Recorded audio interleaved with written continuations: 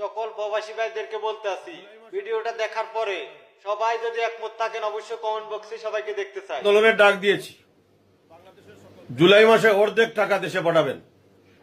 August মাস থেকে বিমান boycott, US Bangla boycott, বাংলাদেশের সকল ব্যাংক বয়কট। আমরা দেশে যাব না। আমাদের দাবি যতক্ষণ পর্যন্ত আদায় না হয়েছে, প্রধানমন্ত্রী আমাদের দাবি যদি পূরণ না করেন, তাহলে 2 মাস পর আমরা আমাদের চূড়ান্ত আন্দোলন শুরু করব। নিশ্চয় কমেন্টের মাধ্যমে জানিয়ে দিবেন। এই আমাদের দাবি, 3টা দাবি নিশ্চয় তো জানেন যে প্রবাসীরা মারা গেলে লাশ বহন করবে সরকার অথবা বিমান। প্রবাসীরা মারা গেলে ক্ষতিগ্রস্ত পরিবারকে দিতে হবে 8 লক্ষ টাকা, এবং প্রবাসীরা শেষ জীবনে যারা 10 বছর লাগাতার দেশের বাইরে ছিল তাদেরকে দিতে হবে মুক্তিযোদ্ধাদের মতো সম্মানী ভাতা। এই 3টা দাবি যদি পূরণ না হয় তাহলে আমাদের আন্দোলন থামবে না। কমেন্টের মাধ্যমে জানিয়ে দিবেন। ইনশাল্লাহ আন্দোলন শুরু করলাম। প্রবাসীরা কখনো হারতে পারে না।